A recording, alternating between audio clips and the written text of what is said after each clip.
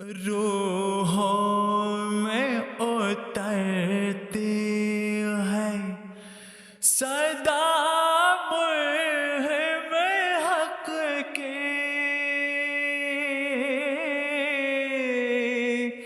अल्लाह से बंदे को मिला देते हर रोज़े.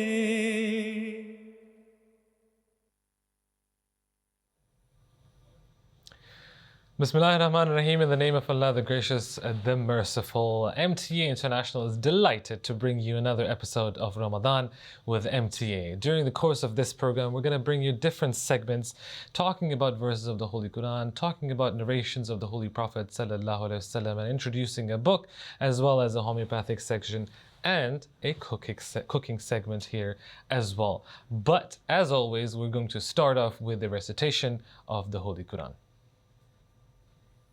أعوذ بالله من الشيطان الرجيم بسم الله الرحمن الرحيم قال يا موسى إني اصطفيتك على الناس برسالاتي وبكلامي فخذ ما آتيتك وكن من الشاكرين. God said, O Moses, I have chosen thee above the people of thy time, by my messages and by my word. So take hold of that which I have given thee, and be of the grateful.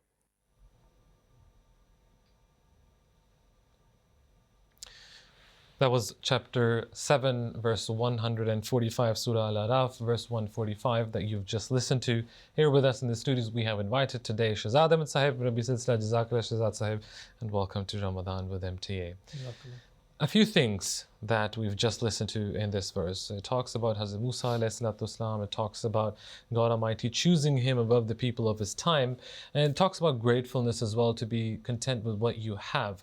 I want you, for the benefit of our viewers at home, to talk about the significance of this verse and maybe give a little bit of context as well. Sure. Although this particular verse of the Holy Quran doesn't make any direct reference to the Holy Prophet, peace and blessings of Allah be upon him, but in fact it speaks of his lofty spiritual status and his grandeur.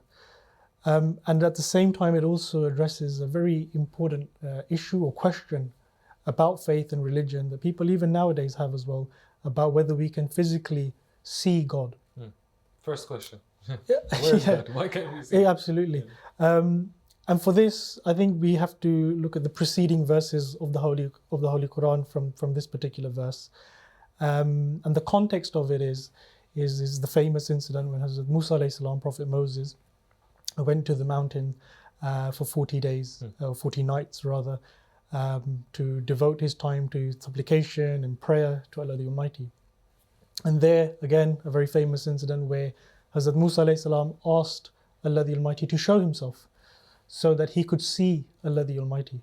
And Allah the Almighty replied that you cannot see me, but look at the mountain. And Allah manifested himself. And the Quran speaks of it that when Allah the Almighty manifested himself upon the mountain, it says that the mountain was crumbled, and Hazrat Musa alayhi salam fell unconscious. And then he realized the manifestation of Allah the Almighty. Hazrat Muslim Maud radiyallahu ta'ala anhu, the second Khalifa of the Ahmadiyya Muslim community, raises a very important question here. He says that prophets who have the most insight and understanding of Allah the Almighty, they know full well that you cannot see Allah the Almighty with your physical eyes. So what does it mean? What's the significance of Hazrat Musa alayhi salatu wasalam asking Allah the Almighty to show himself? The fact is that the prophets know that we cannot see God with our physical eyes, but rather we experience him through his manifestation of his glory, of his attributes, of his being. Hazrat Musa alayhi salatu wasalam, of course, was a prophet of God who had communion with God, who had had received revelation, and so had experienced God. But the reference here that is being made is to that prophet that was going to appear later. And Hazrat Musa was well aware of this, of course, because there is a prophecy in the Old Testament, in Deuteronomy 18:18, the famous prophecy that says that there's someone who's going to come in the likeness of Moses, who's going to be the great prophet, making reference to the Holy Prophet, peace and blessings of Allah be upon him. Here Hazrat Musa is asking whether he could experience that perfect manifestation which was going to be bestowed upon that great prophet, our master, the Holy Prophet Muhammad sallallahu alaihi wasallam. And this verse shows that how Allah the Almighty, when He manifested Himself, He could not withstand that. He couldn't absorb that. He couldn't tolerate that at that point, because such was the status of the Holy Prophet, peace be upon him. That was his spiritual eminence, that he was going to be bestowed with that divine revelation, which was going to be so perfect and so immaculate. And he experienced God in the most perfect, with all His glory and brilliance and splendor. That was for the Holy Prophet, peace and blessings of Allah be upon him. And so this is a very subtle message that has been given, that how that perfect manifestation was destined for the Holy Prophet Muhammad sallallahu alaihi wasallam. And the Prophet Moses alayhi salatu wasalam, who knew that Prophet was going to come, was essentially asking if he could also experience that, which of course Allah the Almighty very beautifully through this incident explains. As a Muslim, also explains that it wasn't literally that the mountain crumbled, but it was rather figuratively or metaphorically speaking.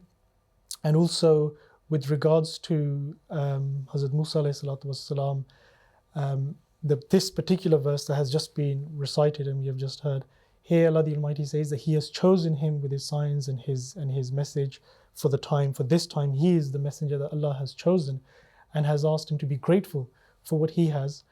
And in a way, as a Muslim, I would say that this is as a way of consolation, to say that what you have is a great blessing of Allah the Almighty. But the blessing for which you have asked to witness and to experience is something that has been destined for His most beloved and most excellent and most perfect Prophet, and that is the Holy Prophet of Islam, Hazrat Muhammad Mustafa sallallahu alaihi wasallam. And it was not just chosen above the people of his time, but for all eternity and since the beginning of mankind. Shahzad Sahib, Jazakallah for that. As always, this is a friendly reminder to every one of us during the blessed month of Ramadan that this knowledge of the Holy Quran is a vast ocean which knows no ending.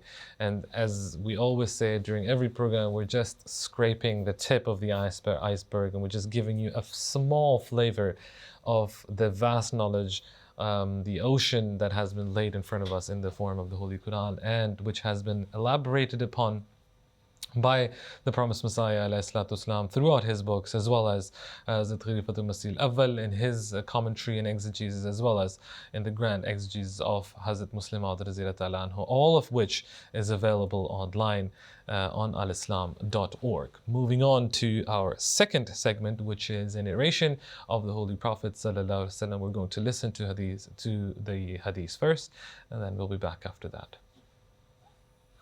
عن أبي هريرة رضي الله عنه قال: قال رسول الله صلى الله عليه وسلم: من غش فليس مني. Hazrat Abu Huraira, may Allah be pleased with him, narrated that the Prophet of Allah, may peace and blessings of Allah be upon him, said: Whoso cheats in business and in transactions, and is not at heart what he appears to be, is not of me. Shahzad Sahib, again, very simple, very straightforward hadith, words of the Holy Prophet sallallahu alaihi wasallam. But again, for our younger viewers, for those who might have come across this hadith for the first time, what is it that you can tell us about that? Yes, Rasul, of course, it's, as we said, it's such a simple hadith, but carries such profound and great meaning and great relevance as well for all times to come. If we look at the society that we live in order to establish a truly peaceful, harmonious and just society, we have to establish justice, equality, honesty, truthfulness at every level of society. And this is one of those core principles that one has to adopt. And here the Holy Prophet, peace be upon him, in fact there is an incident related to this, and I believe that the Holy Prophet, peace and blessings of Allah be upon him, was passing through the marketplace and stopped at a shop or someone who was selling something. And when Hazur placed his hand, I think he was selling grains, and when he placed his hand a little bit deeper, he found it to be maybe moist, and that they had turned foul, and so obviously he was deceiving the public into buying that product. And that's when the Holy Prophet ﷺ mentioned this. And on many other instances, the Holy Prophet ﷺ has spoken about the importance of truthfulness, honesty, just dealing.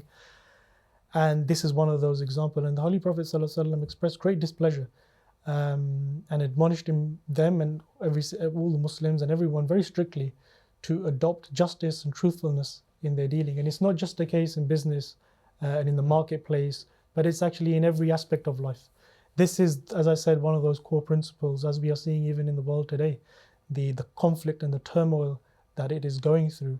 Hazrat Amir al-Mu'mineen, our present head of the MTA Muslim community, may Allah be his helper, constantly reminds people to recognize their true creator and also to deal justly with equality and truthfully and honestly. That is the way that safeguards our future and the peace of society. And is just one of those examples that you have to adopt honesty and truthfulness in every dealing, at every level of society.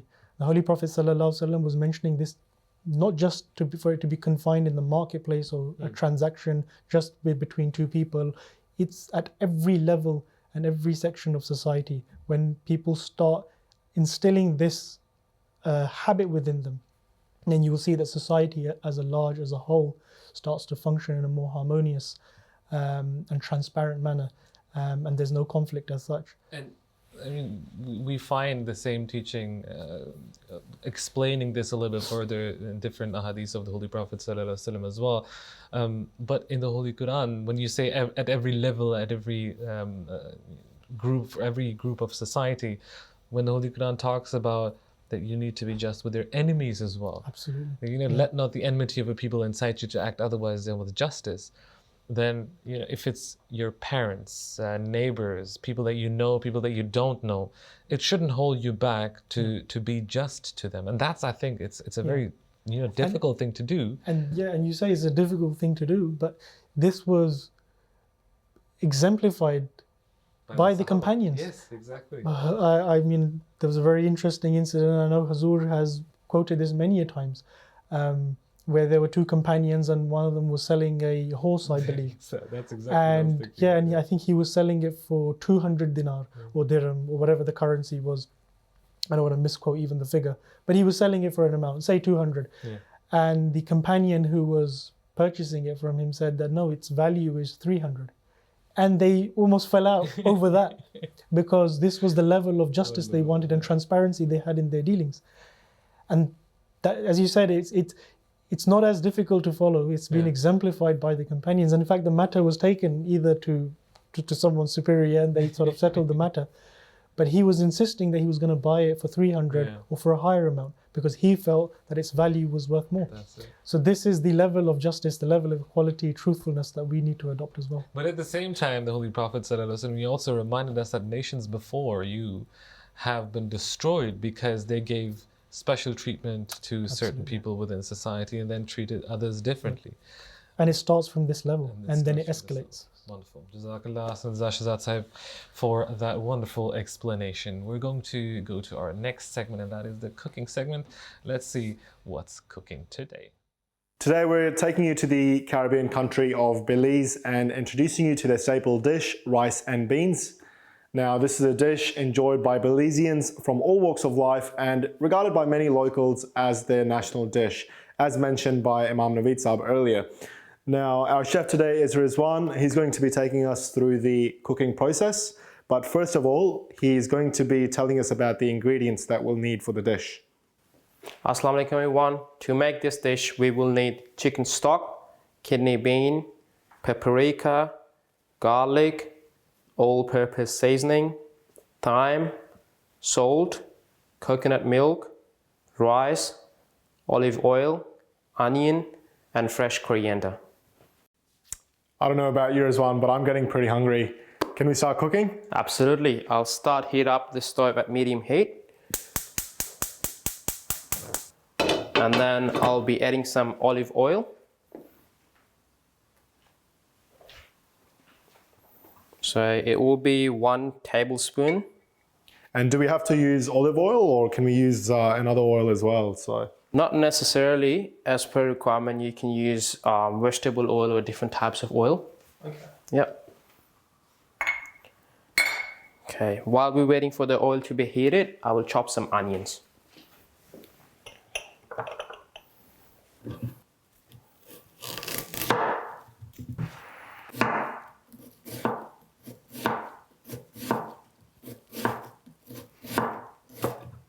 Alright, so half of the onion should be enough.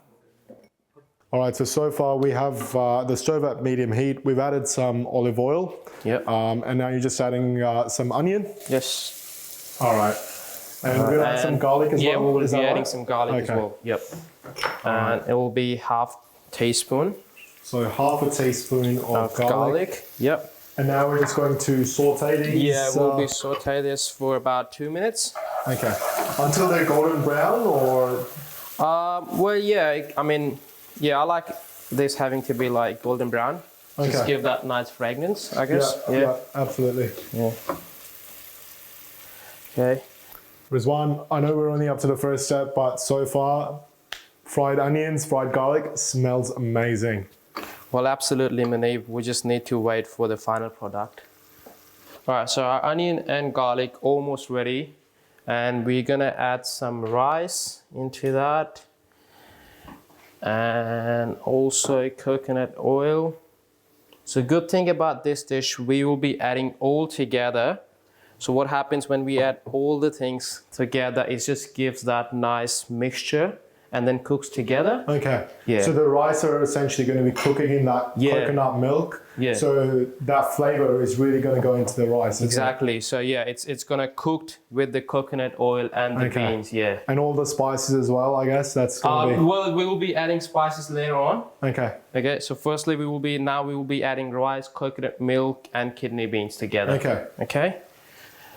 Okay. So we will be adding 1 cup of rice.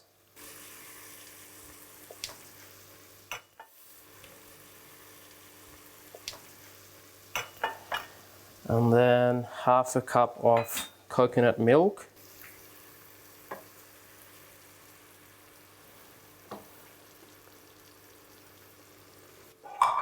And we're adding all these 3 ingredients basically together. So Yeah. the coconut milk, the rice, and the kidney beans. Yeah, so we'll be adding about 1.5 cup of kidney beans. Okay. Brilliant. So once this all added together, we want to make sure that our flame is on a medium heat so that it will cook in a very gently, and like it will take about 20 to 25 minutes. Okay. Okay, and that's just, yeah, cooks all together perfectly. Okay. Because I did notice the rice weren't soaked, Yep. and they are of course uncooked. So they're Yeah. going to cook in that in the coconut milk and the stock when we Yeah. add it later on as well. We will be adding the milk first, not the milk, sorry, water first. Okay. Just to give that it won't like stick together rice. Yeah. And then after that, we'll be adding some stock and other spices as well. Okay. Okay, Just brilliant. after 5 minutes. Yeah. Yeah. So you're just going to let that simmer now for about 5 minutes with the lid off. Just a little bit the lid on, because we would need to continuously actually just stir it. And then once I've added the water and chicken stock, we can put the lid on about for 15 to 20 minutes. Yeah. So the lid off for now. Yeah, so the entire process takes about 20 to 25 minutes. Yeah. Yep. All right, Rizwan, I noticed that you're constantly stirring as well. Are you afraid that it's going to stick to the pot? Yeah, I mean, well, not really. We're gonna add water just after. I'd say, yeah, let's just add water. It's been 5 minutes. And also 1 cup of chicken stock. Okay, so you're adding both at the same time? Yep. And then we're gonna cover the lid for about 15 minutes. And okay, so just gently mix together. Okay. put the lid on, and we will wait about 15 minutes. 15 minutes. Yep. Okay. Okay. So the only reason we don't actually stir after putting the water in chicken stock, because the rice gets sticky and breaks to get in between. So we'll just leave it for it to be cooked in the water. Yeah. Brilliant. Now we're going to add some spices: salt, paprika, thyme, and all-purpose seasoning. So half teaspoon of salt.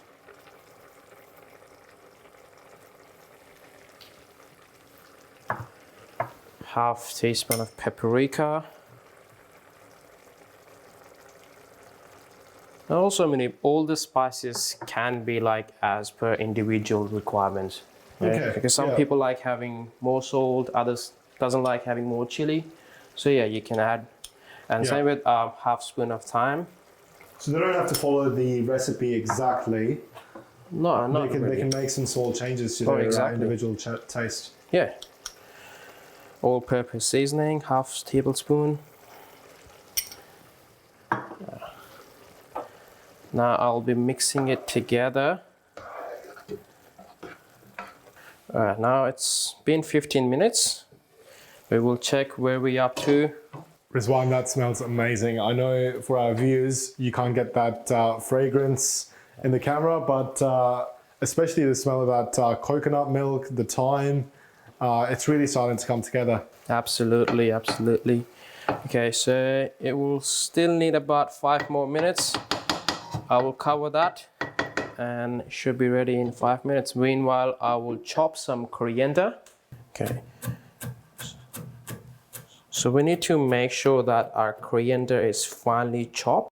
All right, so our rice is cooked now. Brilliant. You're really starting to test my patience there, so... Yeah, I mean, they are nice and tender here. Now we will be adding some coriander. And then stir it gently.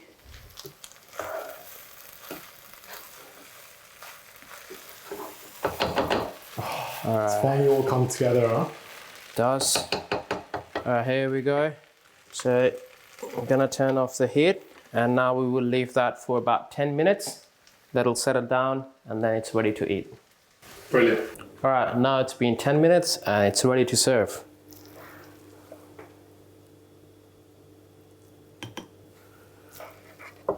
Smells really good, Manib. Rizwan, you're really starting to test my patience. I know there's still a bit of time left in Iftari, so we'll just have to wait. But that's what Ramadan is all about. It is. Okay, now we will doing some plating here, and it will be ready to serve. Okay, so we'll be putting a few coriander on the top. Okay, and a slice of onion.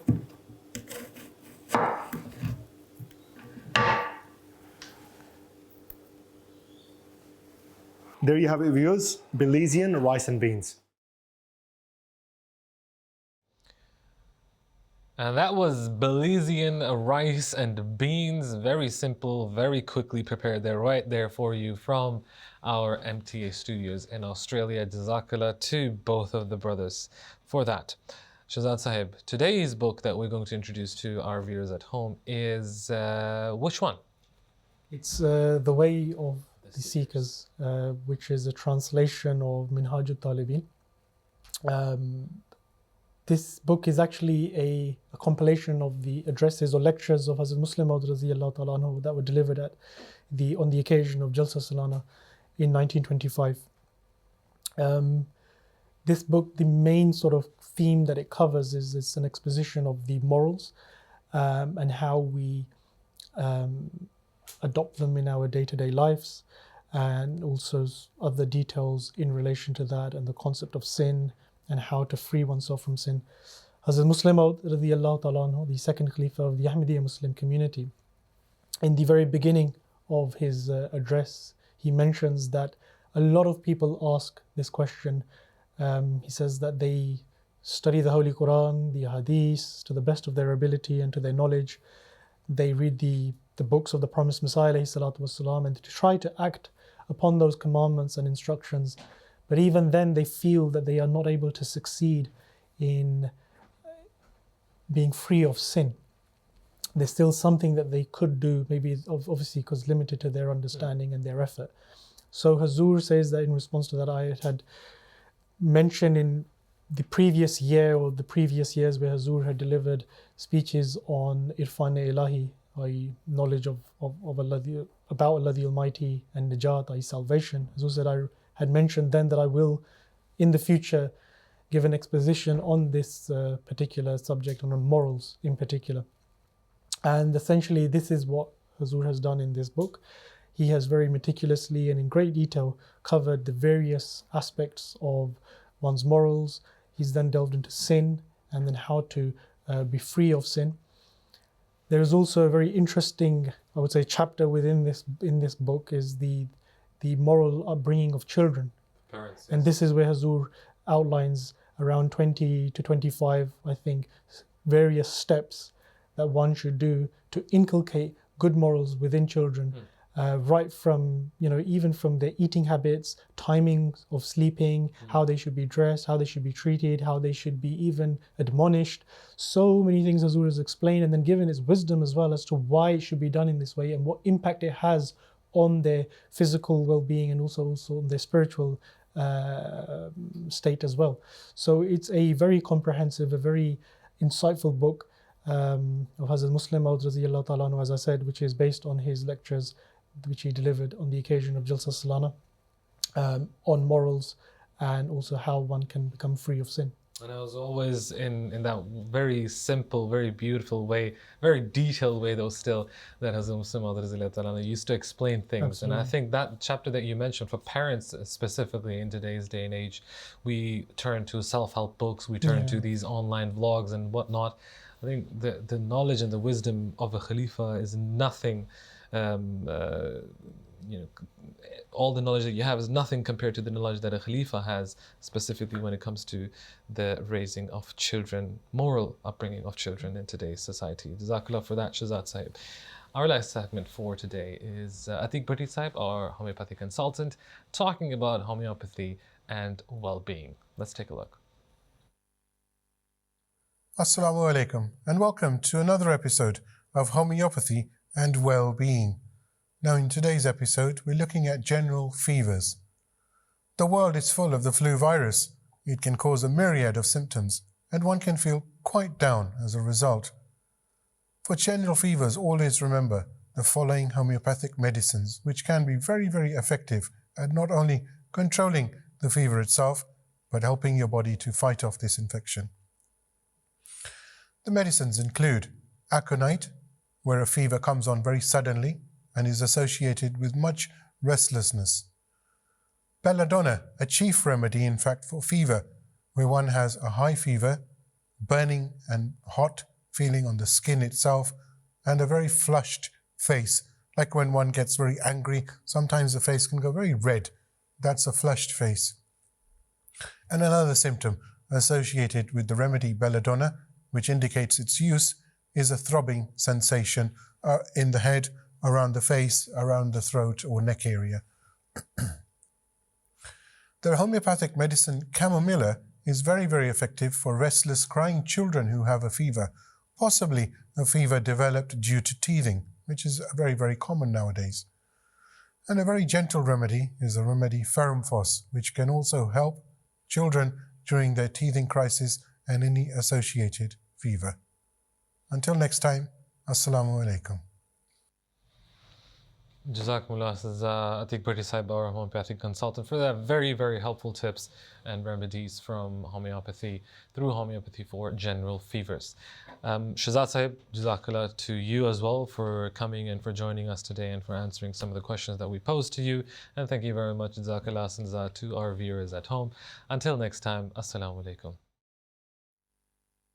रूहों में उतरती है सदा मुल्हिम हक के